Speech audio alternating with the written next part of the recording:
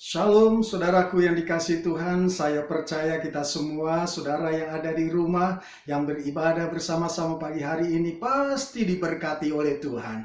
Siapa yang diberkati Tuhan selama kehidupan kita? Boleh angkat tangan? Oh haleluya. Katakan kanan kiri saudara, pasti kamu diberkati Tuhan lebih lagi. Haleluya. Saudaraku yang dikasihi Tuhan, pagi hari ini saya akan menyampaikan satu tema khotbah. Menabur kebencian, menuai tiang sulaan. Menabur kesabaran, menuai kemuliaan. Nah, bersama-sama kita akan membaca firman Tuhan dari kitab Ester pasal yang ketiga, ayat 1 sampai dengan ke-6. Yang berbunyi demikian, sesudah peristiwa-peristiwa ini, maka Haman bin Hamedata, orang Agag, dikaruniailah kebesaran oleh Raja Ahasiweros, dan pangkatnya dinaikkan serta kedudukannya ditetapkan di atas semua pembesar yang ada di hadapan baginda. Dan semua pegawai raja yang di pintu gerbang istana raja berlutut dan sujud kepada Haman, sebab demikianlah diperintahkan raja tentang dia. Tetapi Mordekai tidak berlutut dan tidak sujud. Maka para pegawai raja yang di pintu gerbang istana raja berkata kepada Mordekai, "Mengapa engkau melanggar perintah raja?" Setelah mereka menegur dia berhari-hari dengan tidak didengarnya juga, maka hal itu diberitahukan merekalah kepada Haman untuk melihat apakah sikap Mordekai itu dapat tetap, sebab ia telah menceritakan kepada mereka bahwa ia orang Yahudi. Ketika Haman melihat bahwa Mordekai tidak berlutut dan sujud kepadanya, maka sangat panaslah hati Haman. Tetapi ia menganggap dirinya terlalu hina untuk membunuh hanya Mordekai saja, karena orang telah memberitahukan kepadanya kebangsaan Mordekai itu. Jadi Haman mencari ikhtiar memunahkan semua orang Yahudi, yakni bangsa Mordekai itu, di seluruh kerajaan Ahasiweros. Yang berbahagia adalah mereka yang mendengarkan firman Tuhan, yang menyimpannya di dalam hati dan yang melakukannya di dalam kehidupan sehari-hari.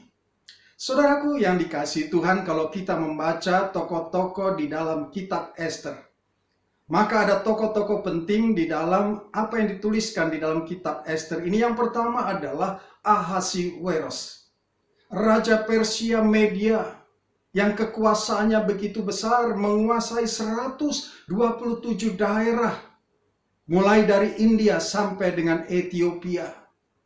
127 daerah seperti provinsi-provinsi saat ini, saudara. Lalu Ester, yaitu gadis Yahudi yang elok perawakannya. Alkitab mengatakan demikian, cantik parasnya. Tetapi dia yatim piatu. Sekalipun dia yatim piatu, dia memiliki hati yang rendah hati, baik budi, tidak pernah minta apa-apa, dan diangkat anak oleh Mordekai. Dan yang ketiga adalah Mordekai, orang Yahudi dari keturunan Benyamin, diangkut dari Yerusalem sebagai orang buangan oleh Nebukadnezar, Raja Babel. Mordekai ini memiliki hati bapa, taat beribadah dan hanya takut kepada Allah. Lalu yang keempat, saudaraku, Haman, orang kepercayaan Raja Ahasiweros. Kedudukannya ditetapkan di atas semua pembesar yang ada di hadapan Ahasiweros. Haman orang yang gila hormat. Semua harus sujud menyembah kepadanya. Hatinya jahat dan licik. Tidak pernah puas dengan kedudukan yang sudah dimiliki. Tidak pernah puas dengan kekayaan yang ada padanya. Dan dia merencanakan kematian Mordekai. Bukan hanya Mordekai saja, tetapi seluruh bangsa Yahudi yang sama dengan Mordekai direncanakan untuk dimusnahkan. Lalu Seres, istri Haman, yang membujuk suaminya untuk membuat tiang sula bagi Mordekai.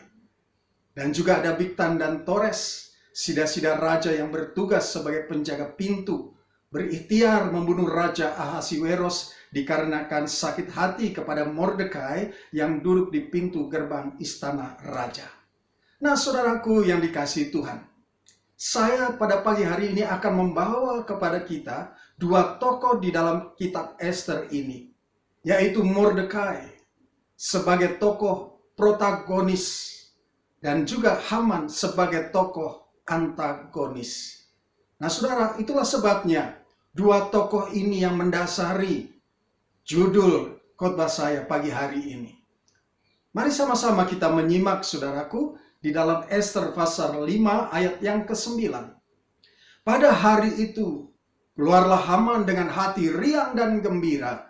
Tetapi ketika Haman melihat Mordekai ada di pintu gerbang istana raja, tidak bangkit dan tidak bergerak menghormati dia, maka sangat panaslah hati Haman kepada Mordekai.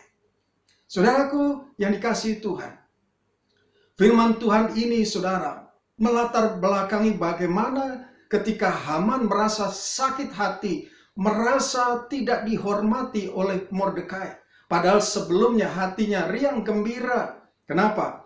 Karena Haman diajak oleh Raja Ahasiweros untuk ada bersama-sama di dalam perjamuan yang dilaksanakan oleh Ester. Begitu dia menerima kabar gembira dari Raja Ahasiweros bahwa dia akan bersama-sama masuk di dalam satu perjamuan yang Ester akan lakukan, dia bersuka cita, dia riang gembira. Tetapi begitu sampai di pintu gerbang raja, semua orang tunduk menghormat kepada Haman. Tetapi ada satu orang yang tidak bergerak menghormati Haman, yaitu Mordekai. Maka sukacita itu berubah menjadi kemarahan, menjadi kedengkian, menjadi dendam. Kenapa? Karena merasa Mordekai tidak sujud, Mordekai tidak menghormati Haman. Maka murkalah dia. Dan kita lanjutkan saudara, ayat 14.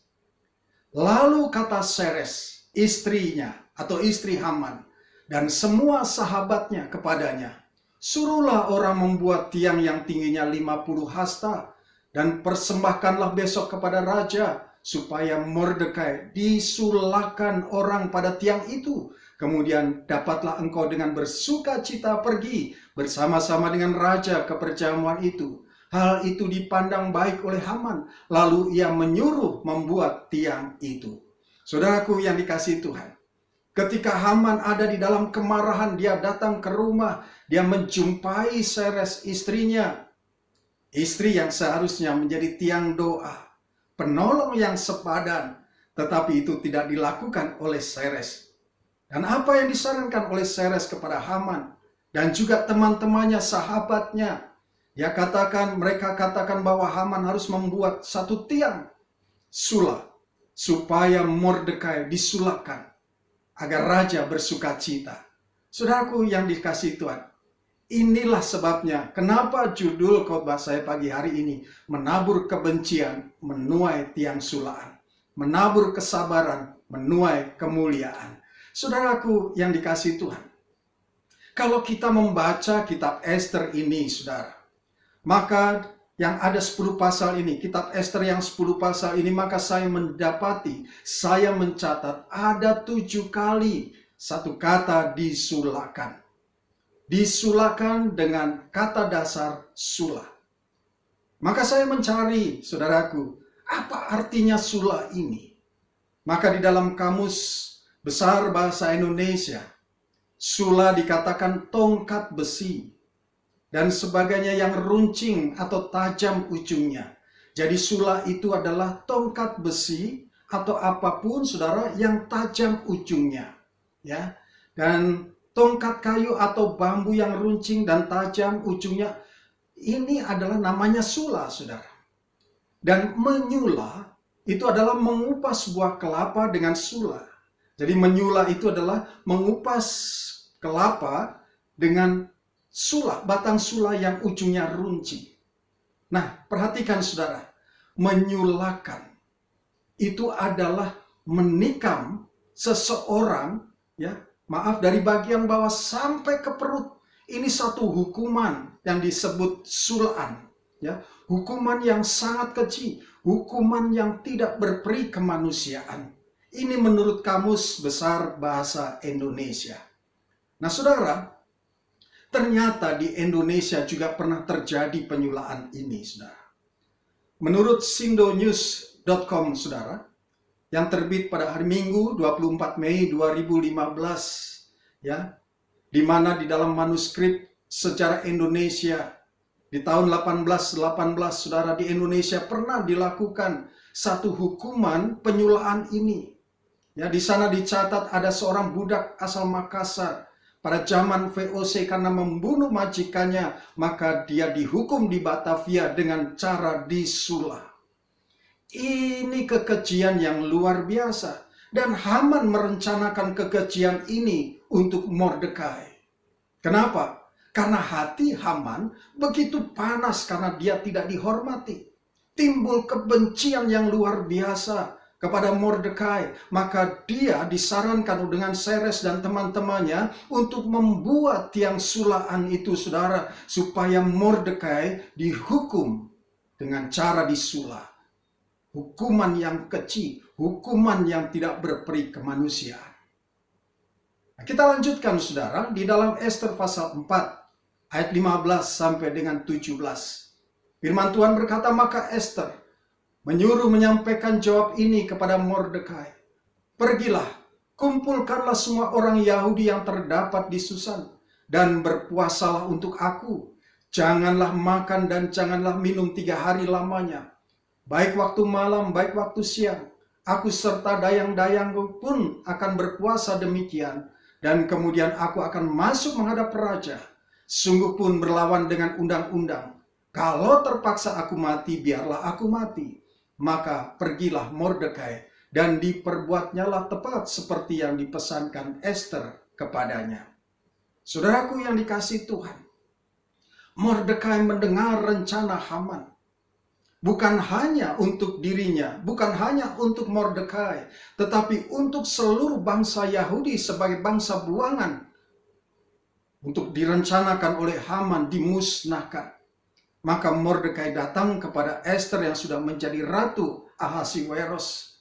Lalu Ester berkata bahwa bangsa Yahudi harus berpuasa 3 hari 3 malam lamanya, tidak makan, tidak minum. Saudara, inilah yang mendasari puasa Ester, yaitu puasa 3 hari 3 malam, tidak makan, tidak minum. Untuk apa, saudara? Mereka berpuasa merendahkan diri di hadapan Allah yang mereka sembah. Mereka berpuasa berseru kepada Allah yang hidup. Kenapa? Karena mereka mendapatkan satu ancaman. Mereka akan dimusnahkan oleh Haman yang memiliki hati yang licik, memiliki hati yang jahat. Karena mereka mempunyai satu rencana, hukuman memusnahkan bangsa Yahudi. Saudaraku yang dikasihi Tuhan, pada saat mereka berpuasa, maka Allah mendengar setiap doa-doa yang dinaikkan oleh umatnya yang berseru dengan kesungguhan hati. Dan saya percaya hari-hari ini, saudaraku, saudara yang ada di rumah adalah umat-umat Tuhan yang dikasihi. Apapun yang sedang kita hadapi hari-hari ini, berserulah kepada Tuhan dengan segenap hati. Dan saya percaya Tuhan mendengar setiap doa kita, dan Tuhan pasti menjawab setiap doa-doa kita. Sama halnya dengan bangsa Yahudi, saudaraku. Ketika bersama-sama dengan Mordekai dan Ester, mereka berpuasa, merendahkan hati mereka di hadapan Tuhan, berseru kepada Tuhan. Maka Tuhan mendengar setiap jawab Tuhan, mendengar setiap jawaban anak-anaknya, mendengar setiap jawaban umatnya. Dan saudara, apa yang terjadi? Apa yang dituai oleh Haman ketika Haman menabur kebencian? Kita lanjut di dalam Ester 7, saudara.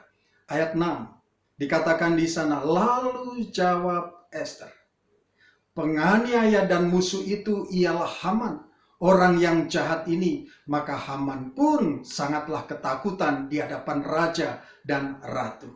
Saudara, ini ayat adalah memperlihatkan ketika Haman hadir di dalam perjamuan yang diselenggarakan oleh Ester, saudara, di hadapan Raja Ahasiweros. Maka Ester yang sudah berpuasa 3 hari 3 malam, tidak makan dan tidak minum, berdoa kepada Allah. Maka dia berkata kepada Raja Ahasiweros bahwa ada musuh yang menganiaya umat Tuhan, orang Yahudi yang akan memusnahkan. Dan orang itu, dikatakan Ester di hadapan Raja Ahasiweros, adalah Haman. Lalu apa yang terjadi, saudara? Ayat 9 sampai dengan ke-10 dikatakan sembah Harbona, salah seorang sida-sida yang di hadapan raja. Lagi pula tiang yang dibuat Haman untuk Mordekai, orang yang menyelamatkan raja dengan memberitahukannya itu telah berdiri di dekat rumah Haman, 50 hasta tingginya. Lalu titah raja, sulakan dia pada tiang itu. Kemudian Haman disulakan pada tiang yang didirikannya untuk Mordekai. Maka surutlah panas hati raja. Ketika Raja Ahasiweros mendengar Ester bahwa Haman mencoba membunuh Mordekai dan seluruh bangsa Yahudi, maka Raja Ahasiweros marah. Maka di sana dikatakan dihukumlah Haman di tiang sulaan yang dia bangun sendiri, yang seharusnya untuk Mordekai, tetapi tiang itu ternyata untuk dirinya sendiri. Haman disulakan. Saudaraku yang dikasihi Tuhan, ini adalah jawaban daripada setiap doa-doa anak Tuhan yang dinaikkan dengan sungguh-sungguh. Kalau Haman ketika menabur kebencian, maka dia akan menuai tiang sulaan. Berbeda dengan Mordekai, saudara. Dia tetap sabar, dia tetap berdoa, apapun yang terjadi ketika dia ada di dalam himpitan-himpitan yang begitu menyesakan hidupnya, bukan hanya untuk dirinya, tetapi dia mendengar juga untuk bangsanya, bangsa Yahudi, maka dia begitu tertekan, saudara. Tapi dia terus ada di dalam kesabaran, dia terus berhubungan dengan Tuhan, dia terus berseru kepada Tuhan. Dan apa yang terjadi? Apa yang dituai oleh Mordekai ketika menabur kesabaran? Ester 6 ayat 7 sampai dengan 10. Dikatakan demikian. Oleh karena itu jawab Haman kepada raja mengenai orang yang raja berkenan menghormatinya. Hendaklah diambil pakaian kerajaan yang biasa dipakai oleh raja sendiri, dan lagi kuda yang biasa dikendarai oleh raja sendiri, dan yang diberi mahkota kerajaan di kepalanya. Dan hendaklah diserahkan pakaian dan kuda itu ke tangan seorang dari di antara para pembesar raja, orang-orang bangsawan. Lalu hendaklah pakaian itu dikenakan kepada orang yang raja berkenan menghormatinya. Kemudian hendaklah ia diarak dengan mengendarai kuda itu melalui lapangan kota, sedang orang berseru-seru di depannya. Beginilah dilakukan kepada orang yang raja berkenan menghormatinya.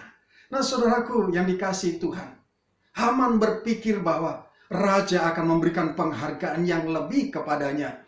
Maka dia berkata, berikan pakaian raja yang biasa dikenakan oleh raja. Berikan dia kuda yang biasa dikendarai oleh raja, maka dibawa keliling sebagai satu penghormatan. Dan dia pikir apa yang dia katakan itu adalah untuk dirinya. Ternyata, saudaraku, selanjutnya ayat 10, Ester 6 berkata begini, maka titah raja kepada Haman, segera ambillah pakaian dan kuda itu, seperti yang kau katakan itu, dan lakukanlah demikian kepada Mordekai orang Yahudi, yang duduk di pintu gerbang istana. Sepatah kata pun janganlah kau lalaikan daripada segala yang kau katakan itu. Saudaraku yang dikasihi Tuhan, ternyata apa yang dipikirkan oleh Haman salah sama sekali. Dia pikir penghargaan itu adalah untuk dirinya. Karena dia gila hormat. Dia gila akan kekayaan. Ternyata apa yang dikatakan oleh Haman, saudara, itu adalah untuk Mordekai. Dan Mordekai mendapat penghargaan dari raja. Dia dikenakan pakaian raja. Dia dikenakan dan naik kuda raja. Diarak keliling, saudaraku. Ini luar biasa, saudaraku yang dikasihi. Bukan hanya itu saja, saudaraku. Ester 8 ayat 1 sampai dengan kedua berkata, pada hari itu juga Raja Ahasiweros mengaruniakan harta milik Haman, seteru orang Yahudi, kepada Ester sang ratu, dan Mordekai masuk menghadap raja karena Ester telah memberitahukan apa yang pertalian Mordekai dengan dia. Maka raja mencabut cincin meterai yang diambil daripada Haman, lalu diserahkannya kepada Mordekai, dan Mordekai diangkat oleh Ester menjadi kuasa atas harta milik Haman. Mordekai telah berlaku sabar. Mordekai telah menabur kebaikan. Dan apa yang terjadi karena kesabaran dan karena kebaikan yang ditabur oleh Mordekai, maka kemuliaan Allah diberikan. Mordekai menuai kemuliaan. Dia mendapatkan cincin meterai yang tadinya yang semula diserahkan kepada Haman, tapi kemudian diserahkan kepada Mordekai. Bukan hanya itu saja, harta milik Haman diberikan kepada Mordekai. Oh haleluya. Dan saya percaya melalui kebenaran firman ini, saudara, kita diajar untuk terus menjadi sabar. Kita terus harus menabur kebaikan apapun yang terjadi. Karena firman Allah berkata, setiap kita yang menabur kesabaran, yang menabur kebaikan, pasti akan menuai kemuliaan. Saudaraku yang dikasihi Tuhan, belajar dari Mordekai ini, saudara.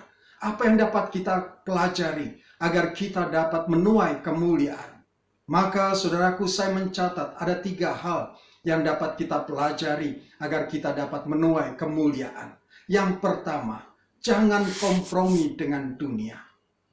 Apapun yang terjadi, saudaraku, jangan pernah kita berkompromi dengan dunia. Terlebih hari-hari ini, saudaraku, banyak tawaran dunia diberikan kepada kita. Begitu mudahnya tawaran-tawaran dunia ada di sekeliling kita. Dunia menawarkan kenikmatan, bahwa sesungguhnya apa yang dunia tawarkan, yang penuh dengan kenikmatan itu sesungguhnya menjerat kita dan membawa kita kepada kematian. Dan Mordekai, saudara, ketika menghadapi hal itu, dia hanya datang kepada Tuhan. Dia tidak tunduk kepada tawaran dunia. Dia tunduk hanya kepada Tuhan. Itulah sebabnya Mordekai hatinya terus tertuju kepada Tuhan. Dia tidak hiraukan tawaran-tawaran dunia yang begitu menggiurkannya. Tetapi dia terus datang di hadapan Tuhan. Dia tidak mau kompromi dengan dunia. Dia mau terus di dalam hadirat Tuhan. Dan ini mengajar kepada kita hari-hari ini, saudaraku yang dikasihi Tuhan, untuk kita terus ada di dalam hadirat Tuhan. Untuk kita setia di dalam Tuhan. Saudaraku, mungkin kita hari-hari ini, Tuhan percayakan kita di dalam pelayanan. Apapun yang Tuhan percayakan, jangan pernah putus asa.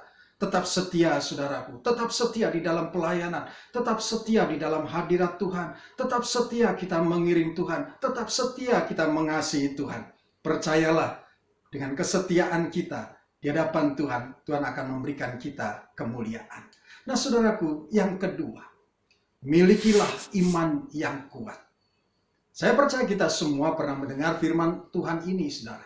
Di dalam Yakobus 5 ayat 16b, di sana dikatakan, doa orang yang benar, bila dengan yakin didoakan, sangat besar kuasanya. Nah, saudara, tentu saja doa ini hanya teori di dalam hidup kita. Sehingga suatu saat ketika kesulitan yang maha hebat kita alami, itu akan membuktikan apakah benar doa kita punya kuasa. Sampai kepada satu titik di mana kita tidak bisa melakukan apa-apa. Sehingga ketika yang kita lakukan hanya berserah kepada Tuhan, kita berdoa kepada Tuhan, maka titik itu menentukan bahwa kita menjadi orang benar. Dan doa orang benar bila yakin didoakan karena memiliki iman, maka sangat besar kuasanya.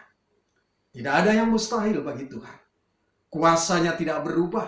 Dulu, sekarang, dan selama-lamanya. Saudaraku yang dikasihi Tuhan, apa yang harus kita lakukan ketika kita ada di dalam tekanan-tekanan hari-hari ini? Tidak ada cara lain, berlutut, berdoa, hanya berharap kepada Tuhan.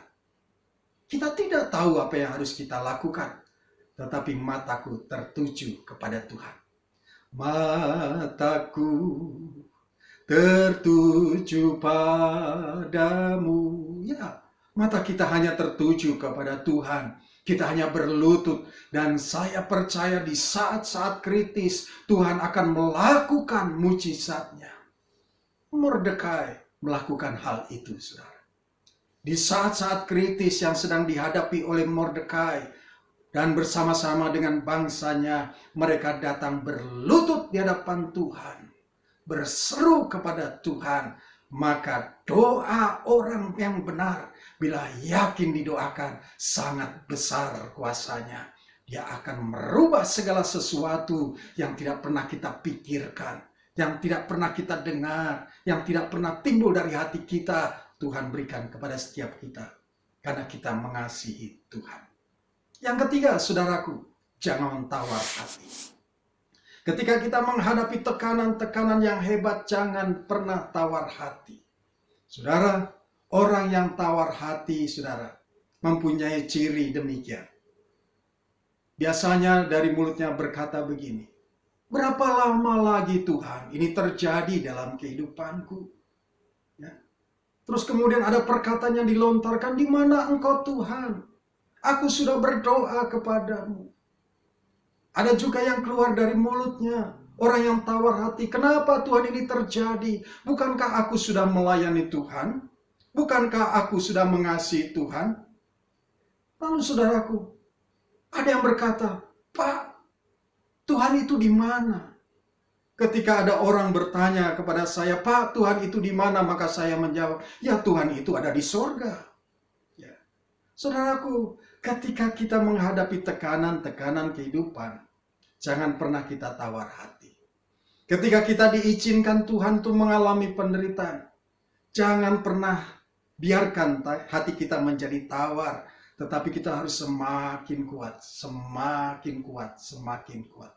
Percayalah bahwa Tuhan selalu bersama dengan kita.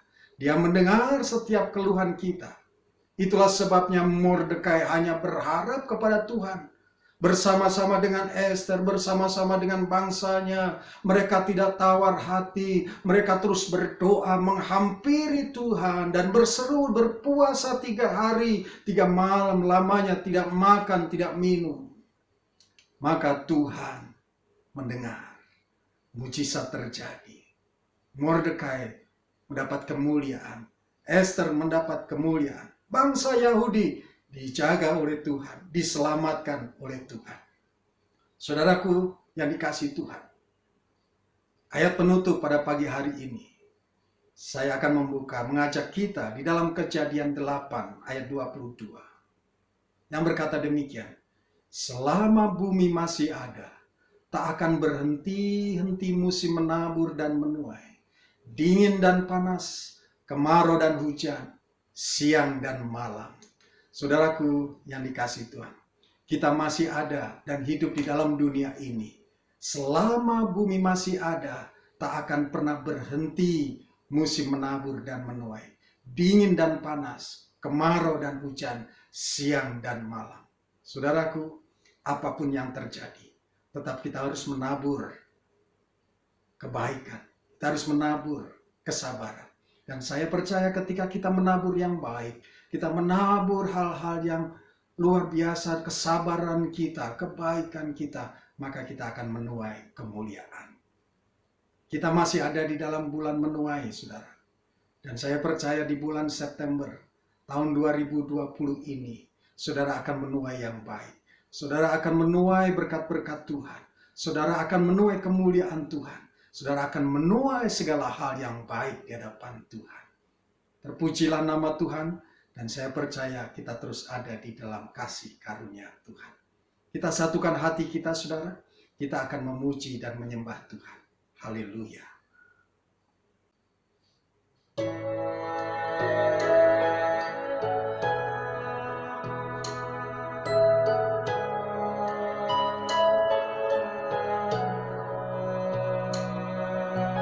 Hati terasa berat,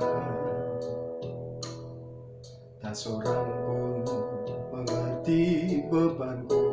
Ku tanya Yesus, apa yang harus ku buat? Dia berfirman, mari datanglah. Dia selalu pedulikan aku. Ku datang Yesus, Dia pikul segala bebanku. Sujud di altarnya, ku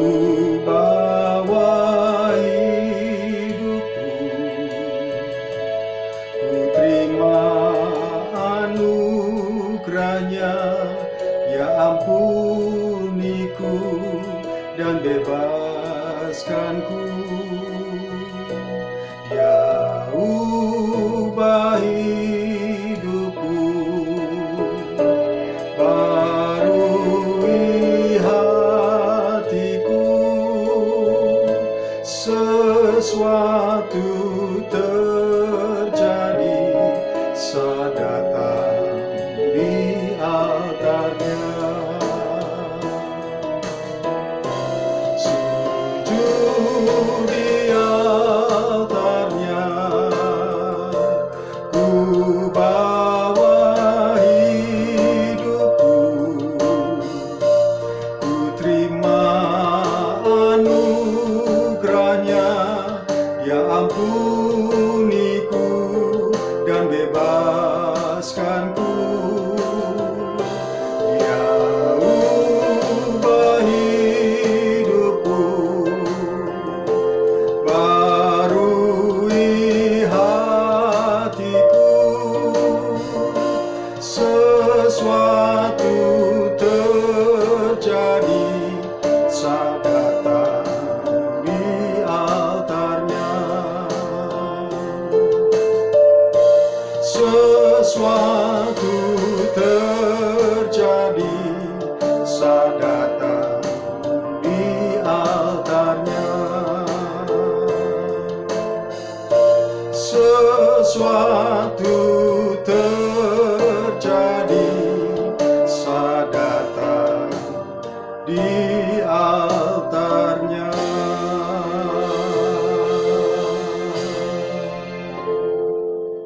Mari kita satukan hati untuk kita berdoa.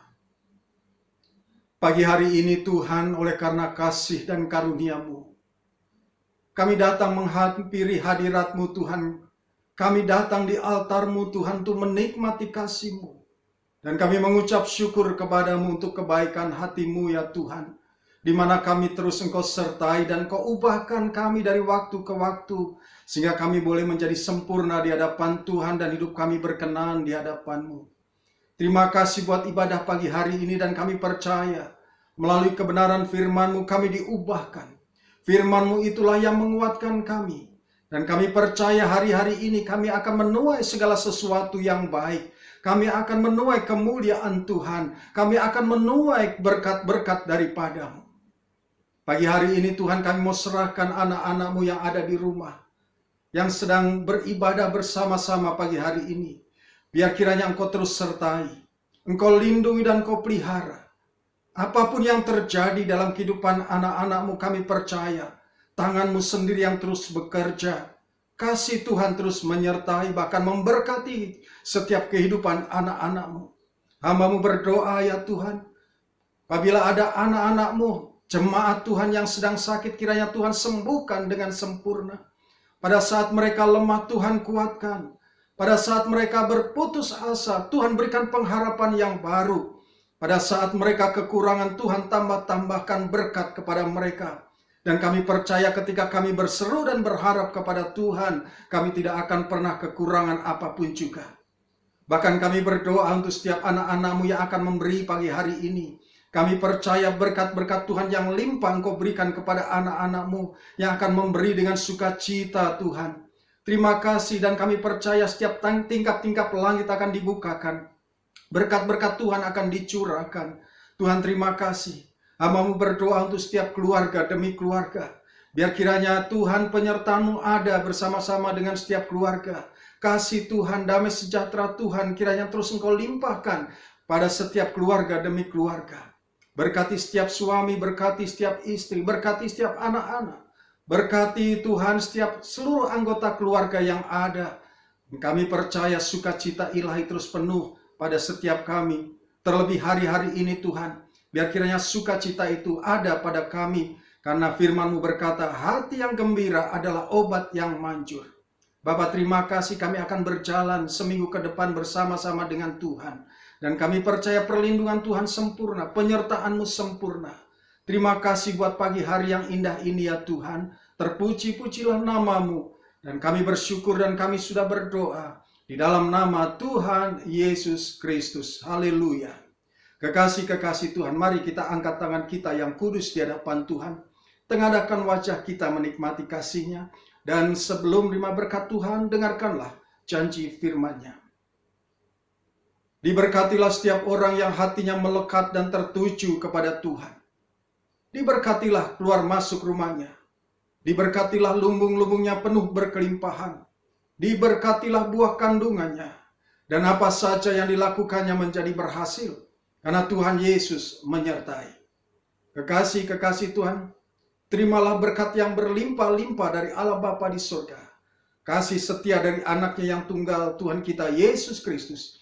Kekuatan dan penghiburan dari Allah Roh Kudus menyertai kita mulai saat ini sampai Maranatha Tuhan Yesus datang, bahkan kekal selama-lamanya. Di dalam nama Tuhan Yesus Kristus. Haleluya.